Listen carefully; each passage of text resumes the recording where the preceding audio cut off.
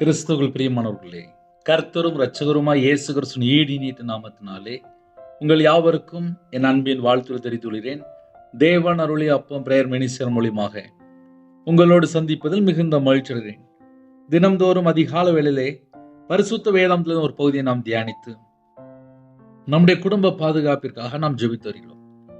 தினம்தோறும் கர்த்தருடைய பிள்ளைகள் இணைந்திருக்கிறீங்க.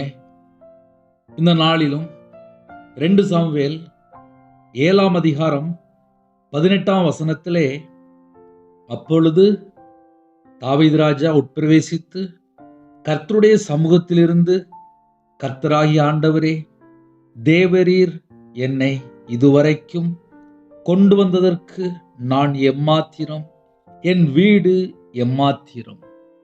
ஹல்லேலூயா. இன்னைக்கு காலை வேளையிலே செய்தி என்ன தெரியுமா? தேவரீர் என்னை இதுவரைக்கும் கொண்டு வந்ததற்கு நான் எம்மாத்திரம், என் வீடு எம்மாத்திரம். தாவீது ராஜா கர்த்தருடைய சமூகத்திலிருந்து கர்த்தராகிய ஆண்டவரை நோக்கி இப்படி ஜெபிக்கிறார். இந்த ஜெபத்திலே ஒரு ஆழமான ஒரு கருத்து இருக்கு. நான் எம்மாத்திரம், என் குடும்பம் எம்மாத்திரம், என் வீடு எம்மாத்திரம். அத கொஞ்சம் நம்ம ஆழமா நம்ம இருதயத்துக்குள்ளிருந்து சொன்னால் எல்லா விதமான கேள்விக்கு ஆன்சர் கிடைச்சிரும்.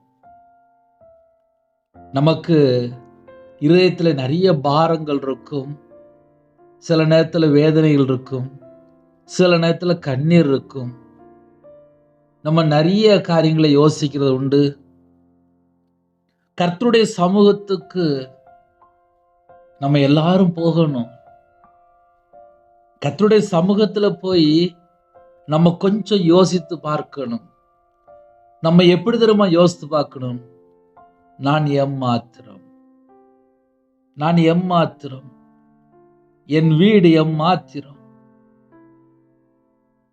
கொரோனாவுக்கு அப்புறம் ஒரு வாழ்க்கை, கிருபையின் காலத்தில் நமக்கு ஜீவனை தந்திருக்கிறார். நாள்தோறும் புது கிருபை.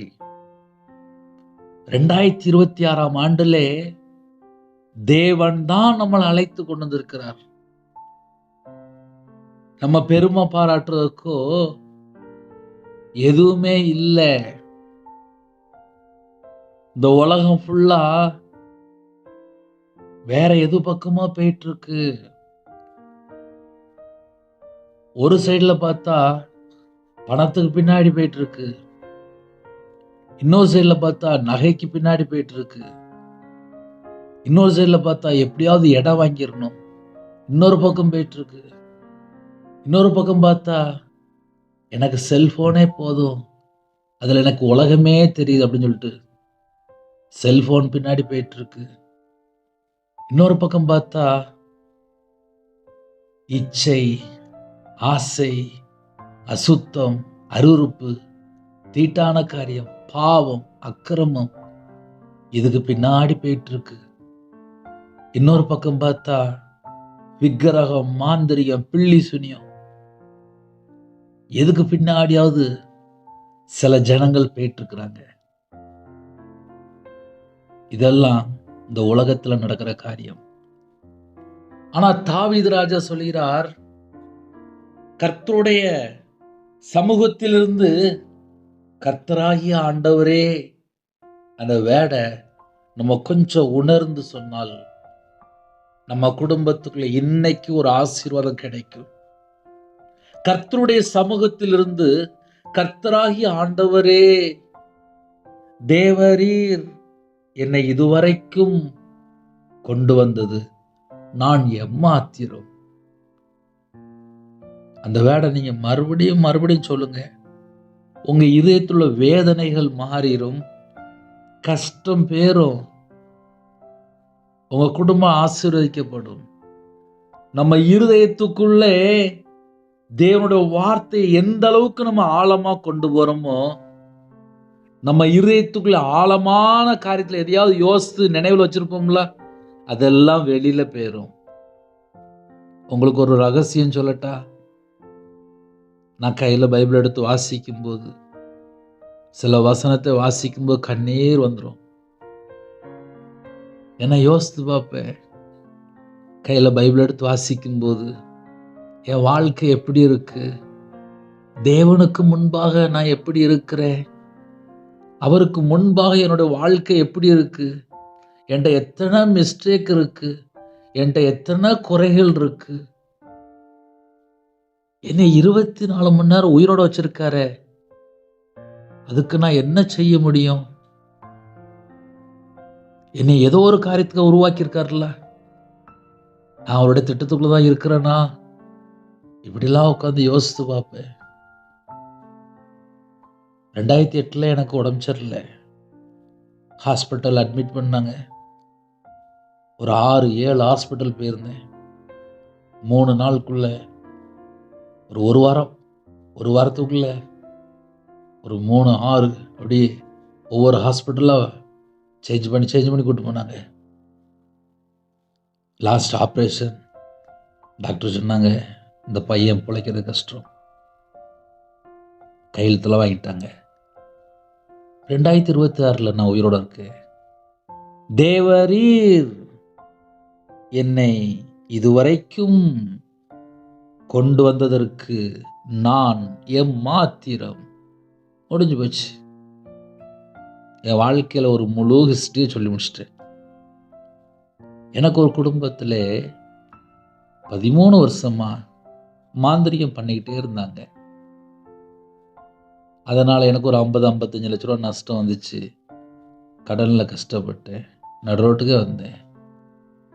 கையில் பைபிள் எடுத்து வாசித்து மனம் திரும்பி, பாவ மன்னிப்பு எனக்கு வேணும்ப்பா, நான் பரலோகத்துக்கு வரணும், உங்கள் ரத்தத்தினால என்னை கழுவி சுத்திகரிங்க. நான் விற்கிறதுக்கு மாந்திரிகத்துக்கு பணம் கொடுத்ததுனால என்னோடய வாழ்க்கையில் ரொம்ப நஷ்டம், ரொம்ப சாபத்துக்குள்ளே தள்ளப்பட்டேன். எல்லா பிரச்சனைக்கும் போயிருக்கேன். நிந்தைகள், அவமானங்கள், கண்ணீர், கஷ்டம், ஒடுக்கப்பட்ட நிலைமை, எல்லாராலும் புறக்கணிக்கப்பட்ட நிலைமை, சொந்த பந்தம் இருந்து எல்லாம் அனாதையா எல்லா ஸ்டேஜுக்கும் போயிருக்கேன். ஆனால் கையில் பைபிள் எடுத்து வாசிக்கும் போது தேவன் எனக்கு ஜீவனை கட்டளிட்டார். தேவரீர் என்னை இதுவரைக்கும் கொண்டு வந்தது. இதெல்லாம் நம்ம யோசித்து பார்த்தா, நம்ம இந்த நிமிஷம் வரைய நம்மளுடைய வாழ்க்கையிலே எத்தனை பகுதியிலே தேவன் நம்மளை காப்பாற்றி கொண்டு வந்தார். எத்தனை பகுதி. ஒரு பக்கம் பார்த்தா சத்துரு போராடுறான், ஒரு பக்கம் பார்த்தா குடும்பத்தில் ஒரு பிரச்சனை வருது, ஒரு பக்கம் பார்த்தா பக்கத்து வீட்டில் ஒரு பிரச்சனை வருது, ஒரு பக்கம் பார்த்தா வேலைக்கு போனால் பிரச்சனை வருது, வியாபாரத்துக்கு போனால் பிரச்சனை வருது, வெளியில் புறப்பட்டு போனால் அங்கே ஒரு பிரச்சனை வருது. எத்தனையோ சூழ்நிலையில நம்மளை காப்பாற்றி கொண்டு வந்தது யாரு? நம்மளை பாதுகாத்தது யாரு? இந்த 2026ஆம் ஆண்டுல நம்ம வந்திருக்கிறோம் அப்படின்னா அது கர்த்தருடைய கிருபை மட்டும்தானே. எப்போதுமே சில வசனங்களை நம்ம வாசிக்கும் போது, தியானிக்கும் போது, இன்னைக்கு நம்மளுடைய நிலைமை எப்படி இருக்கு? சில குடும்பத்தில் சொந்த வீடு கட்டியிருப்பீங்க, சில குடும்பத்தில் வீடு இல்லாமல் இருக்கும், சில குடும்பத்தில் வீடு விற்றுருப்பீங்க. ஏன்னா என் வாழ்க்கையில் நான் அந்த 3மே அனுபவிச்சிருக்கேன். நான் சின்ன வயசுலேருந்து ஏகப்பட்ட வீடு மாறி இருக்கும். வியாபாரத்தில் இருக்கும்போது சொந்தமாக வீடு கட்டினேன். வீடு கட்டிட்டு கொஞ்சம் கடன் அதிகமாயிட்டு அந்த வீடை மறுபடியும் நஷ்டத்துக்கு விற்றுட்டேன். இதெல்லாம் ஏன் சொல்கிறேன் அப்படின்னா, வாடகை வீட்லேயும் இருந்திருக்கேன், சொந்த வீட்லேயும் வந்திருக்கேன். சொந்த வீடை விற்றுட்டு கண்ணீரோடு அழுதுட்டு வந்திருக்கேன். வியாபாரத்தில் இருந்தேன், வியாபாரத்தில் நஷ்டப்படும் போது, வியாபாரத்துலேருந்து வெளியில் வரும்போது கண்ணீரோடு அழுதுட்டு புறப்பட்டுருக்கேன். சொந்த ஊரில் வாழ்ந்துட்டு இருந்தேன், சொந்த ஊர் வேண்டாம் அப்படின்ட்டு கண்ணீரோடு புறப்பட்டு போயிருக்கேன். மறுபடியும் சொந்த ஊருக்கு அழைத்து கொண்டு வந்தார். தேவரீர் என்னை இதுவரைக்கும் கொண்டு வந்ததற்கு நான் எம்மாத்திரம், என் வீடும் எம்மாத்திரம். இப்போ ஏன் சில கதைகள் மாதிரி என்னுடைய வாழ்க்கையுள்ள காரியங்கள் சொன்னேன் அப்படின்னா, இது அப்படியே உங்களுடைய வாழ்க்கையிலே தேவன் உங்களை எத்தனை பகுதியிலே பாதுகாத்து இந்த நிமிஷம் வரைய கொண்டு வந்திருக்கிறார். அதுதான் நமக்கு வேணும். நமக்கு வேற காரியம் வேண்டாம். இந்த நிமிஷம் உங்களை இந்த செய்தி கேட்க வச்சிருக்கார் அப்படின்னா, அது தேவனுடைய கிருபை மட்டும்தான். 2025 தாண்டுவோமோ, தாண்டிடலாமா அப்படின்னு சொல்லி யோசித்தோம். 2025 முடிஞ்சு 2026க்குள்ள கொண்டு வந்திருக்காரு. அது தேவனுடைய கிருபை தானே. அதே போல ஒவ்வொரு குடும்பத்திலையும் ஒவ்வொரு சூழ்நிலை. 2020 ஒரு பிள்ளை நான் தற்கொலை பண்ணி சாகணும் அப்படின்னா, ஏன் அப்படின்னு சொல்லி கேட்டேன். அண்ணே நான் கல்யாணம் முடிச்சிட்டேனே எங்க அம்மா அப்பாவுக்கு தெரியாம. கல்யாணம் முடிஞ்சு 20 நாளுக்குள்ள என் கனவு நீ யாருன்னே தெரியாது அப்படின்னு சொல்லிட்டு அவங்க அம்மா பார்த்த ஒரு பொண்ணை கல்யாணம் முடிச்சிட்டாங்கண்ணே. எனக்கு என்ன செய்யன்னு தெரியலண்ணே. உங்க செய்தி கேட்டேன். நான் தற்கொலை பண்ணி சாக போற நேரத்தில் உங்க செய்தி கேட்டேன். உங்க செய்தி கேட்டதுக்கப்புறம் உங்கள்கிட்ட நான் ஜெபிக்க வந்திருக்கோம்னே அப்படின்னாங்க. அந்த சகோதரிக்கு ஜெபித்தேன். கடந்த வருஷம் கூட அந்த மகளுக்கு நான் ஜெபம் பண்ணியிருக்கேன். கிட்டத்தட்ட ஒரு 5 வருஷம் எத்தனையோ முறை தற்கொலை முயற்சி எடுத்துட்டு இருப்பா.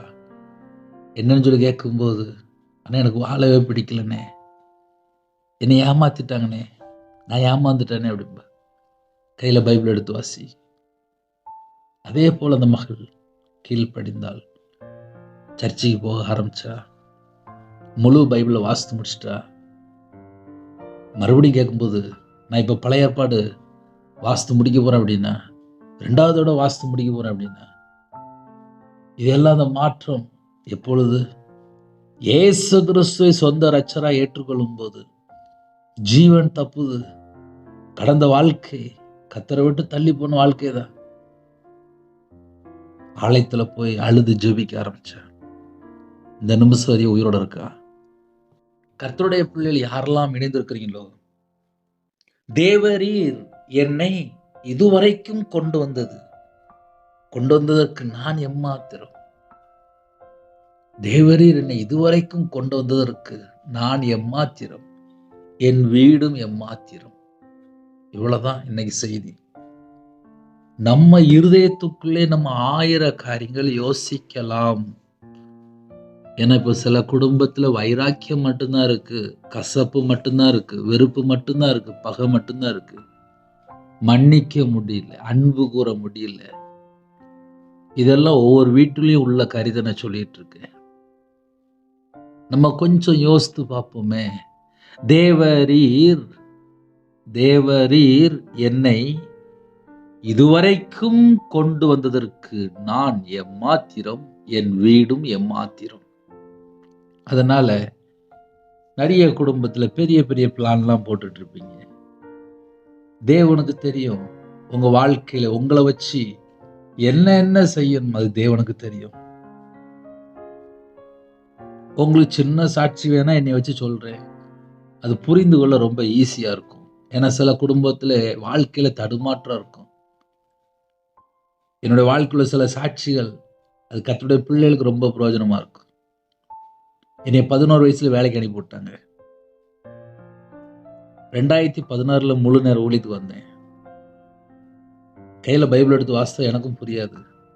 ஏன்னா 6 படிக்கும்போது வேலைக்கு போயிட்டேன். கையில பைபிள் எடுத்து வாசிக்கும் போது எழுத்துக்கூட்டி வாசிக்க ஆரம்பிச்சேன். கஷ்டப்பட்டு வாசிக்க ஆரம்பிச்சேன். ஆனா ஒரு நாளைக்கு 7 மணி நேரம் 8 மணி நேரம் கையில பைபிள் எடுத்து வாசித்துக்கிட்டே இருப்பேன்.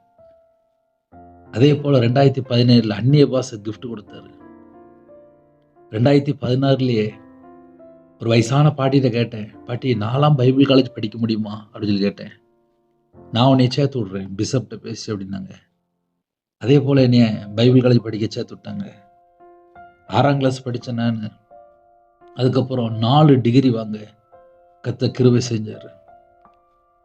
பிடி வரிய படிக்க கர்த்தர் கிருபை செஞ்சாரு. இதையே உங்களுக்கு சொல்றேன் அப்படின்னா, கிட்டத்தட்ட ஒரு 5 வருஷம் பைபிள் காலேஜ் படித்தேன். 6ஆம் கிளாஸ் படித்த என்னைய பிடி வரிய படிக்க வச்சாரு. இதெல்லாம் எப்படி? கையில் பைபிள் எடுத்து வாசித்து மனம் திரும்பி தேவனோட சமூகத்தில் கண்ணீரோடு ஜெபிக்கும் போது தேவன் உயிர் பிச்சை கொடுத்தாரு. அதே போல பைபிள் காலேஜ் படிக்க வச்சாரு. தேவன் அருளை அப்போ மினிஷன் கொடுத்தாரு. கர்த்தருடைய கிருபையினாலே ஆன்லைன் மூலியமா எத்தனையோ தேசத்துக்குள்ளே செய்தி அனுப்ப தேவன் கிருபை செய்தார். இதெல்லாம் தேவனுடைய மகத்துவம் தானே, தேவனுடைய அற்புதம் தானே, தேவனுடைய அதிசயம் தானே, தேவனுடைய வல்லமை வெளிப்பட்டுச்சா இல்லையா? இதே போல ஒவ்வொரு வீட்டுக்குள்ளேயுமே ஒவ்வொரு சூழ்நிலை உண்டு. எத்தனையோ குடும்பத்தில் ஜெபிக்க வருவாங்க. உங்க செய்தி கேட்டு எங்களோட வாழ்க்கை நிறைய மனமாற்றம் அப்படிம்பாங்க. காரணம் என்ன? ரியலா பேசிட்டு இருப்பேன். நம்ம வாழ்க்கையில என்ன நடக்கு? தேவரீர் என்னை இதுவரைக்கும் கொண்டு வந்ததற்கு நான் எம்மாத்திரம், என் வீடும் எம்மாத்திரம். முடிஞ்சு போச்சு. சில வீட்டில் கல்யாணம் முடிஞ்சிருக்கும், பிள்ளைகள் இருக்கும். இதெல்லாம் தேவன் கொடுத்த கிருபை.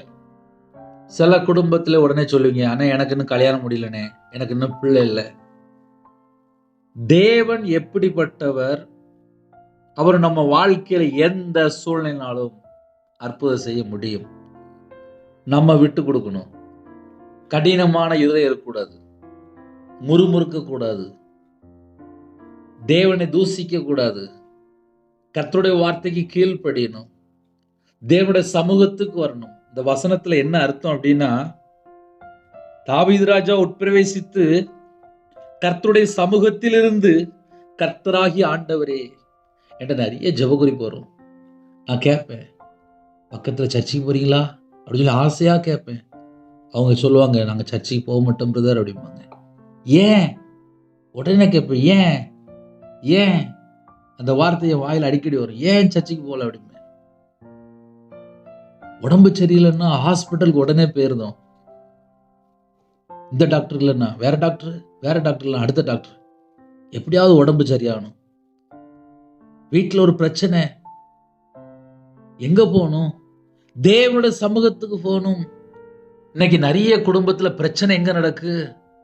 தேவனுடைய சமூகத்துக்கு போக மாட்டுக்காங்க, தண்ணி அடிக்க போயிருந்தாங்க, ஃப்ரெண்ட போய் சொல்ல போயிருந்தாங்க, பக்கத்து வீட்டுல போய் கதை பேச போயிருந்தாங்க, அம்மாட்ட போன் அடிச்சு எங்க அம்மா அம்மா எங்க வீட்டுல இப்படி நடக்கு அப்படி நடக்குன்னு சொல்லி அம்மாட்ட பேச போயிருந்தாங்க. பல இடத்துக்கு போயிருவாங்க. தாவீது ராஜா உட்பிரவேசித்து கர்த்தருடைய சமூகத்திலிருந்து கர்த்தராகி ஆண்டவரே பயபக்தியோடு தாழ்மையோடு தேவனுடைய சமூகத்துல போய் தாழ்த்தி, தேவரீர் என்னை இதுவரைக்கும் கொண்டு வந்ததற்கு நான் எம்மாத்திரம், என் வீடும் எம்மாத்திரம். இன்னைக்கு செய்தி இதுதான். நம்ம அப்படி உணர்ந்து தேவனுடைய சமூகத்துல போய் இருந்தால் தேவ பிரசன்னத்தை நாம் உணர முடியும். தேவனிடத்திலிருந்து ஆசீர்வாதங்களை நாம் பெற்றுக்கொள்ள முடியும். தாவீது ராஜா என்று எழுதப்பட்டிருக்கு. ஒரு ராஜா தேவனுடைய சமூகத்திலே பிரவேசிக்கிறாரு. தேவனுடைய சமூகத்துல பிரவேசித்து, தேவனாகி ஆண்டவரே தேவரீர் என்னை இதுவரைக்கும் கொண்டு வந்ததற்கு நான் எம்மாத்திரம், என் வீடும் எம்மாத்திரம். அப்படின்னா என்ன அர்த்தம்? அப்படின்னா ஒண்ணுமே இல்லை. 2 சாமுவேல் 7ஆம் அதிகாரம் 8ஆம் வசனத்தில் எழுதப்பட்டிருக்கு. எப்படி எழுதப்பட்டிருக்கு தெரியுமா? நீ என் தாசனாகிய தாவீதை நோக்கி, சேனைகளின் கர்த்தர் சொல்கிறது என்னவென்றால், நீ இஸ்ரவேல் என்கிற என் ஜனங்களுக்கு அதிபதியாயிருக்கும்படி ஆடுகளின் பின்னே நடந்த உன்னை நான் ஆட்டு மந்தையை விட்டு எடுத்து, நீ போன எவ்விடத்திலும் உன்னோடு இருந்து உன் சத்துருக்களை எல்லாம் உனக்கு முன்பாக நிர்மூலமாக்கி, பூமியில் இருக்கிற பெரியோர்களின் நாமத்திற்கு ஒத்த பெரிய நாமத்தை உனக்கு உண்டாக்கினேன். அதுல முக்கியமான பாயிண்ட் என்ன அப்படின்னா, ஆடுகளின் பின்னே நடந்த உன்னை நான் ஆட்டு மந்தை விட்டு எடுத்து. தாவீது ராஜா அவர் என்ன வேலை பார்த்துட்டு இருந்தார் அப்படின்னா, ஆடுகளின் பின்னே நடந்த உன்னை. ஆடு மேய்க்கிற வேலை. ஆடு மேய்க்கிற வேலைய பார்த்த தாவீது எப்படி அபிஷேகம் பண்ணப்பட்டிருக்கார் அப்படின்னா, ராஜாவாக அபிஷேகம் பண்ணப்பட்டிருக்கார். ராஜாவாக அபிஷேகம் பண்ணப்பட்ட பின்பாக, நாத்தான் தீர்க்கதரிசி மூலியமா சொன்ன பின்பாக, என்னோட சமூகத்துல போய் தாழ்த்துறாரு. என்னோட சமூகத்துல போய் அர்ப்பணிக்கிறாரு. நான் எம்மாத்திரம், என் வீடும் எம்மாத்திரம். இப்ப என் வாழ்க்கையில் நான்லாம் சொல்ல முடியும்பா. நான்லாம் ஒரு 6ஆம் கிளாஸ். நான்லாம் வியாபாரத்தில் உள்ள ஒரு ஆள். எனக்கு ஊழியம்னா என்னன்னே தெரியாது. சின்ன வயசுலேருந்து நான் வியாபாரம் தான் பார்த்தேன். கையில் பைபிளாக ரொம்ப எடுத்து வாசிக்கல. கையில் பைபிள் எடுத்து வாசிக்கும்போது தெரிஞ்சது, நான் எம்மாத்திரம், என் வீடும் எம்மாத்திரம். இதுவரைக்கும் தேவரீர் என்னை அழைத்து கொண்டு வந்ததற்கு நான் எம்மாத்திரம். இதெல்லாம் நான் என் வாழ்க்கையில் பல முறை யோசித்திருக்கேன். அதனால இந்த வசந்த நான் சொல்லி பேசிட்டு இருக்கேன். கர்த்தருடைய ஆவியானவர் இந்த நாளிலும் எந்த சூழல் நீங்க இணைந்திருக்கலாம் எனக்கு தெரியாது, அவருக்கு தெரியும், பரலோகத்துக்கு தெரியும். அதிகாலை வேளையிலே, இன்னைக்கு காலை வேளையிலே ஜெபம் பண்ணிட்டு இருக்கும்போது ஒரு 3 பாயிண்ட் நான் யோசித்து ஜெபம் பண்ணிட்டு இருந்தேன். அதை உங்களுக்கு சொல்லி தரேன். பிதாவின் சித்தம் நிறைவேற்ற கிருபை வேணும். பரிசுத்த ஆவியானவருக்கு கீழ்ப்படிய கிருபை வேணும். தேவனுடைய வார்த்தைக்கு கீழ்ப்படிய கிருபை வேணும். அப்ப நமக்கு கிருபை எப்படி இருக்கணும் அப்படின்னா, தேவ சித்தத்தை நிறைவேற்ற ஒரு கிருபை, பரிசுத்த ஆவியானவருக்கு கீழ்ப்படிய ஒரு கிருபை, தேவனுடைய சத்தத்துக்கு கேட்கிற மாத்திரம் அல்லாமல் தேவனுடைய வார்த்தைக்கு கீழ்ப்படிய ஒரு கிருபை. இந்த 3 கிருபை நம்ம டெய்லி கேட்டு வாங்கணும். பிதாவின் சித்தம் நிறைவேற்ற கிருபை வேணும்.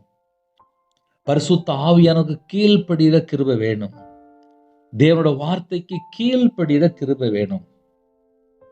இன்னைக்கு நிறைய குடும்பத்தில் இந்த பிரச்சனை எங்க இருந்துனே ஆரம்பிக்கு, ஏன் நம்மளோட வாழ்க்கையில் அடிக்கடி பிரச்சனைகள் வருது அப்படின்னா, சுயமான முடிவு, தனக்காக வாழ ஆரம்பிச்சிருவாங்க.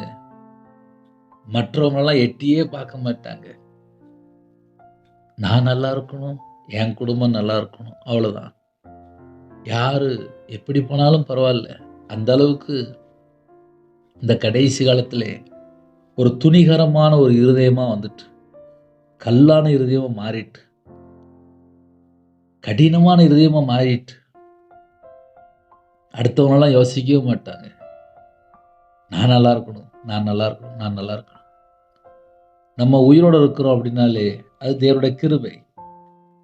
ஒரு மனுஷன் எதை யோசித்து பார்க்கணும் அப்படின்னா, நான் எம்மாத்திரம்பா, என் வீடு எம்மாத்திரம், தேவரீர் என்னை இதுவரைக்கும் நடத்தி கொண்டு வந்ததற்கு நான் எம்மாத்திரம்பா அப்படின்னு சொல்லி யோசித்து பார்த்தாச்சுனாலே நம்ம லைஃப்ல ஒண்ணுமே இல்லை, எல்லாமே தேவன் தான் அப்படின்னு சொல்லி அறிந்து கொள்ள முடியும்.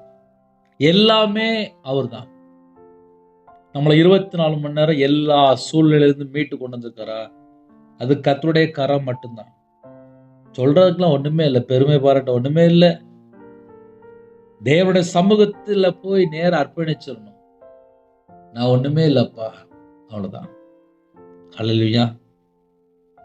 இந்த செய்தி கர்த்தருடைய பிள்ளைகளுக்கு மிகுந்த ஆசீர்வாதமா இருக்கும். எப்படி அப்படின்னா, நான் எம்மாத்திரம், என் வீடு எம்மாத்திரம், தேவரீர் என்னை இதுவரைக்கும் கொண்டு வந்ததற்கு நான் எம்மாத்திரம். எதையும் போட்டு யோசிக்க வேண்டாம். ஏன்னா ஒவ்வொரு வீட்லயும் ஒவ்வொரு காரியம் இருக்கும், நிறைய தேவைகள் இருக்கும், குடும்பத்துல நிறைய பிரச்சனைகள், நிறைய போராட்டம்லாம் இருக்கும். தேவனை உயர்த்துங்க. வீட்டுல பிரச்சனை எல்லாம் மாறிடும். தேவனுடைய சமூகத்துக்கு போங்க. பக்கத்துல சர்ச்செல்லாம் இருக்கா, சர்ச்சுக்கு போய் ஜெபம் பண்ணுங்க. நான் 2010 மாந்தரியத்துல கஷ்டப்படும் போது என் மனைவி டெய்லி சர்ச்சில் போய் கண்ணீர் வடித்து ஜெபம் பண்ணுவான். 2015 அப்புறம் நான் கையில பைபிள் எடுத்து வாசிக்க ஆரம்பிச்சேன். அப்புறம் நான் டெய்லி நேரம் கிடைக்கும் போதெல்லாம் சர்ச்சில் போய் கண்ணீர் வடித்து ஜெபம் பண்ண ஆரம்பிச்சேன். அந்த ரவிராஜ் தான் இன்னைக்கு உயிரோட இருக்கு. என் வாழ்க்கையில நிறைய கஷ்டப்பட்டு வந்ததுனால நிறைய காரியங்களை கற்றுக்கொண்டேன். அதனால கையில பைபிள் எடுத்து வாசிக்கும் போது தெரிஞ்சது, ஒண்ணுமே இல்லை. நான் எம்மாத்திரம், என் வீடும் எம்மாத்திரம். தேவரீர் என்னை இதுவரைக்கும் கொண்டு வந்ததற்கு நான் எம்மாத்திரம். அப்படி கொஞ்சம் இதயத்துக்குள்ளேருந்து யோசித்து பாருங்க. உங்க இருதயம் ஃபுல்லா லெகுவா மாறிடும். அந்த வேதனைலாம் மாறிடும். தேவன் பார்த்து கொள்வார். இன்னைக்கு என்னென்ன வேணுமோ தேவன் பார்த்து கொள்வார். சின்ன ஜெபம் பண்ணி முடிப்போமா? கண்களை மூடி நாம் ஜெபம் செய்வோம். அன்பின் கர்த்தாவே, உம்மை நன்றியோடு துதிக்கிறோம், சொல்கிறோம்ப்பா. பரிசுத்தமுள்ள தேவனை ஆராதிக்கிறதுக்கு எங்களுக்கு கிருபை தந்திருக்கிறீங்கப்பா. எங்களை உங்க ரத்தத்தினால கழுவி சுத்திகரிக்கிறீங்கப்பா. நன்றிப்பா. புதிய நாளிலும் அதிகால வேளையிலே எங்களுக்கு புது கிருபை தாங்கப்பா. தேவ சித்தம் செய்ய கிருபை தாங்கப்பா. பரிசுத்த ஆவியானுக்கு கீழ்ப்படிய கிருபை தாங்கப்பா. உம்முடைய வார்த்தைக்கு கீழ்ப்படிய கிருபை தாங்கப்பா. இந்த நாளை எங்களுக்கு ஆசீர்வதித்தாங்க. இச்சையை மேற்கொள்ள கிருபை தாங்க. எந்த குடும்பத்தில் பலவீனத்தோடு வியாதியோடு ஜெபிக்கிறாங்களோ அந்த பலவீனம் எல்லாம் நீங்கி போகட்டும். உடைய தழும்புள்ள கரத்தினால தொட்டு சுகமாக்கித்தாங்க. இந்த நாளிலும் ஜெப அபிஷேகம் தாங்க.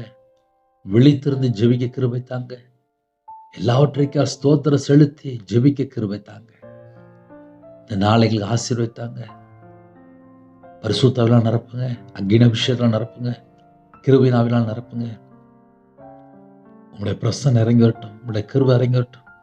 உங்க பிள்ளைகள் மேல அப்பா விசேஷமா அந்த நாளிலும் பரிபூர்ணமாக ஆசீர்வதிங்கப்பா. உங்களுடைய கரம் தொட்டு ஆசீர்வதிங்கப்பா.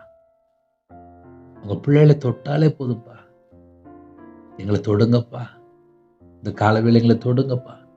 எங்களை தொட்டு ஆசீர்வதிங்கப்பா. தேவரீர் என்னை இதுவரைக்கும் கொண்டு வந்ததற்கு நான் எம்மாத்திரம், என் வீடும் எம்மாத்திரம். ஜெபிக்கிற பிள்ளைகள் அபிஷேகத்தால் நிரம்பணும்ப்பா. அபிஷேகம் பண்ணுங்கப்பா. என் நாமத்தின் மொத்தம் எதை கேட்டாலும் இப்படி சொன்னீங்க. இயேசு கிறிஸ்து நாமத்தினாலே கேட்கிறோம். அபிஷேகம் பண்ணுங்கப்பா. அபிஷேகம் பண்ணுங்கப்பா. எல்லா குடும்பத்தையும் அபிஷேகம் பண்ணுங்கப்பா. நிரம்பி வடிகிற பாத்திரமா மாறட்டும். கர்த்தர் கரந்தொட்டு ஆசீர்வதிங்க. ஆசீர்வதிங்க. ஆசீர்வதிங்கப்பா. ஆசீர்வதிங்கப்பா. எல்லா குடும்பத்தையும் ஆசீர்வதிங்கப்பா. ஆசீர்வதிங்கப்பா. எத்தனையோ குடும்பத்துல நிறைய தேவைகள் இருக்குப்பா. கடன் இருக்குப்பா. வீட்டுல பிள்ளைகள் படிச்சுட்டு இருக்கிறாங்க, காலேஜ் படிக்கிறாங்க, திருமணத்துக்கு ஆயத்தமா இருக்கிறாங்க. நிறைய செலவு இருக்குப்பா. பிள்ளைகளை ஆசீர்வதிங்கப்பா. நிறைய தேவைகள் இருக்குப்பா. ஆசீர்வதிங்கப்பா. நாங்க எல்லாரும் தேவனுடைய சமூகத்துல வந்து நிக்கிறோம்ப்பா. வேற வேற நாட்டுக்குள்ள இருக்கிறாங்கப்பா. அவங்க இருக்கிற இடத்துல எந்த சூழல் இணைந்திருக்காங்களோ கர்த்தருக்கு தெரியும். எத்தனையோ தேசத்துக்குள்ள இருக்கிறாங்கப்பா. அவங்க இருக்கிற இடத்துக்குள்ள எந்த சூழ்நிலை உமக்கு தெரியும். உம்மை விட்டு எங்களுக்கு வேற யாரும் இல்லப்பா. உம்மை விட்டு எங்களுக்கு வேற யாரும் இல்லப்பா. பிள்ளைகளை ஆசீர்வதிங்கப்பா. பிள்ளைகளுடைய தேவைகளை சந்திங்கப்பா. சந்திங்கப்பா. யாரெல்லாம் இணைந்துக்காங்களோ கல்வாரி அன்பினால் நிரப்புங்கப்பா. எங்களோட பாவம், எங்களோட அக்கிரமம், எங்களோட மீறுதல் எல்லாவற்றையும் சிலுவையில சுமந்தவரே, எங்களுடைய பாவங்களுக்காக மரித்து வேத வாக்கியம்படி 3ஆம் நாள் உயிரோடு எழுந்து இயேசு கிறிஸ்துவை ஆராதிக்கக்கூடிய கிருபை தந்திருக்கிறீங்கப்பா. நாங்கள் ஆராதிக்கிற தேவன் உயிரோடு இருக்கிறீங்கப்பா. ஜீவனுள்ள தேவனை ஆராதிக்க எங்களுக்கு கிருபை தந்திருக்கீங்கப்பா. எல்லார் மேலையும் பரிபூர்ணமான கிருபை வைங்கப்பா. ஒவ்வொரு குடும்பமும் ஆசீர்வதிக்கப்படணும். ஒவ்வொரு குடும்பமும் ஆசீர்வதிக்கப்படணும்ப்பா. வெளியில புறப்படுறாங்க, கர்த்தர் பாதுகாத்து கொள்ளுங்க. இன்னைக்குள்ள எல்லா தேவைகள்லாம் சந்திச்சிருங்க. கற்பத்துக்கு நீங்க ஜெபிக்கிறாங்க, கர்த்தர் மனம் இறங்கிருங்க. மாசமா இருக்க ஆசீர்வதிங்க. டெலிவரி போறாங்க, கர்த்தர் கூட இருங்க. திருமணம் முடிந்ததுக்கு அப்புறம் எங்கெல்லாம் கர்த்தரை விட்டு தள்ளி போனாங்களோ மனம் திரும்பி பாவ மன்னிப்பை பெற்றுக்கொண்டு தேவனுக்கு பிரியமானபடி வாழ கர்த்தர் கிருபை செய்யுங்க. பிறந்த நாள், திருமண நாள் யாரெல்லாம் கொண்டாடுறாங்களோ அவங்களோட சந்ததி, அவங்களோட தலைமுறை, வம்சம் ஆசீர்வதிக்கப்படும். இயேசு கிறிஸ்து நாமத்தில் ஆசீர்வதிக்கப்படும். தேவன் அருளை அப்போ பிரேயர் மனுஷன் மூலியமா இணைந்த குடும்பங்கள் இயேசு கிறிஸ்து ரத்தத்தினாலே, இயேசு கிறிஸ்து நாமத்தில் ஆசீர்வதிக்கப்படும். ஒவ்வொரு குடும்பத்தோட கர்த்தர் கூட இருங்க. உங்கள் பாதவில தாழ்த்தப்படியும் குறைகள் குற்றங்களாவற்றையும் மன்னித்து பரிசுத்தப்படுத்தி ஆசுறீங்க. வேலைக்கா ஜெபிக்கிறாங்க, டிரான்ஸ்ஃபருக்கா ஜெபிக்கிறாங்க, வேற வேற காரியத்துக்காக ஜெபிக்கிறாங்க. கர்த்தர் நிறைவேற்றித்தாங்க. உங்கள் நாமமை கொடுத்து எல்லா குடும்பத்தையும் சிறுபிள்ளை முதல் கொண்டு முதியோர் எல்லாரையும் இரத்த கொட்டைகள் வேல் அடைத்து மூடி மறைத்து பாதுகாத்துக் கொள்ளுங்க. துதிகன மகிமை எல்லாம் உமருக்கே செலுத்திடுவோம். இயேசு கிறிஸ்துவின் பிதாவே ஆமென். தேவனுக்கே மகிமையுண்டாதாக. கர்த்தர் தாமே உங்களையும் உங்கள் குடும்பத்தையும் சகல காரியத்திலும் சம்பூர்ணமாக திருப்தியாக கர்த்தர் கொடுத்து ஆசீர்வதிப்பாராக. ஆமென். கர்த்தராகிய இயேசு கிறிஸ்துவின் கிருபையும் பிதாவுடைய அன்பும் பரிசுத்தனுடைய ஐக்கியமும் இப்பொழுதும் எப்பொழுதும் சதா காலங்களிலும் நம்மளோடு கொடுப்பதாக. ஆமென். கிறிஸ்துவில் பிரியமானவர்களே, 93606418 நம்பர் கொண்டால் நாங்கள் உங்களுக்காக குடும்பத்துக்காக ஜெபிப்போம். எனக்காக ஜெபித்துக் கொள்ளுங்கள். கர்த்தர் உங்களையும் குடும்பத்தில் சகல காலத்திலும் சம்பூர்ண திருப்தியாக ஆசீர்வதிப்பாராக. ஆமென். God bless you.